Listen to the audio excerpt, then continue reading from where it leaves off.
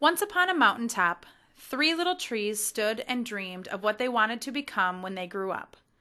The first little tree looked at the stars twinkling like diamonds above him.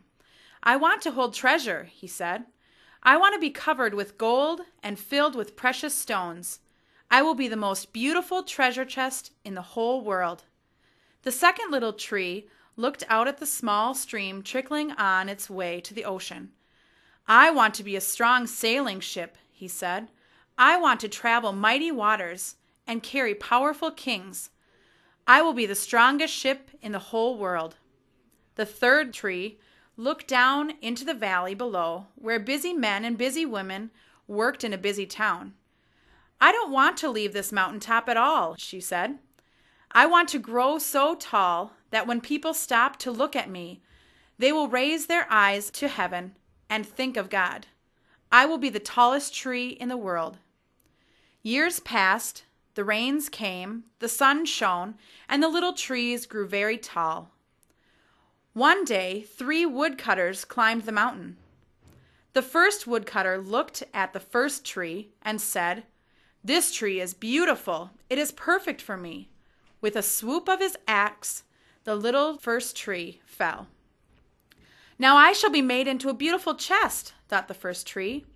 "I shall hold wonderful treasure."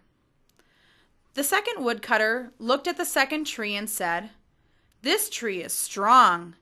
It is perfect for me." With a swoop of his shining axe, the second tree fell.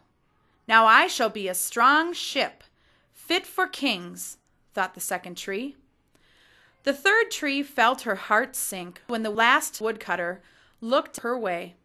She stood straight and tall and pointed bravely to heaven. But the woodcutter never even looked up. "Any kind of tree will do for me," he muttered. With a swoop of his shining axe, the third tree fell. The first tree rejoiced when the woodcutter brought him to a carpenter's shop. But the busy carpenter was not thinking about treasure chests. Instead, his work-worn hands fashioned the tree into a feed box for animals. The second tree smiled when the woodcutter brought him into a shipyard. But no mighty sailing ships were being made that day.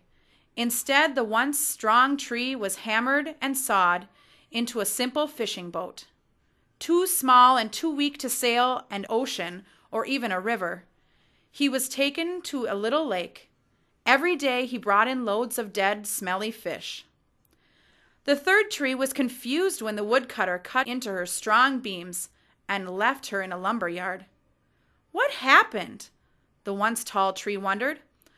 "All I ever wanted was to stay on the mountaintop and point to God." Many days and nights passed.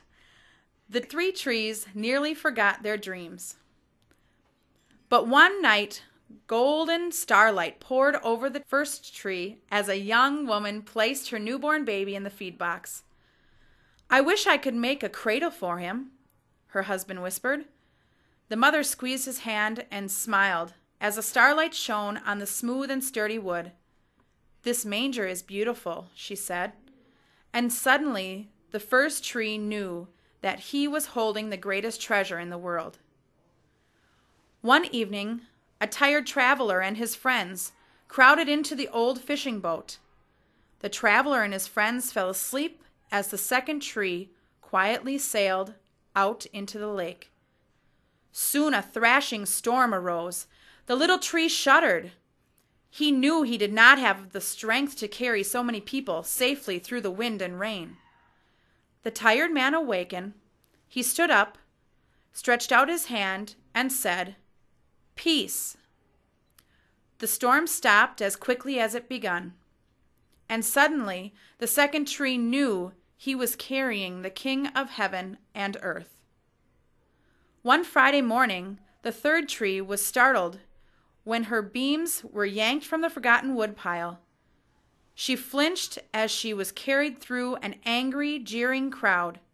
She shuddered when the soldiers nailed a man's hands to her. She felt guilty and harsh and cruel. But on Sunday morning, when the sun rose and the earth trembled with joy beneath her, the third tree knew that God's love had changed everything.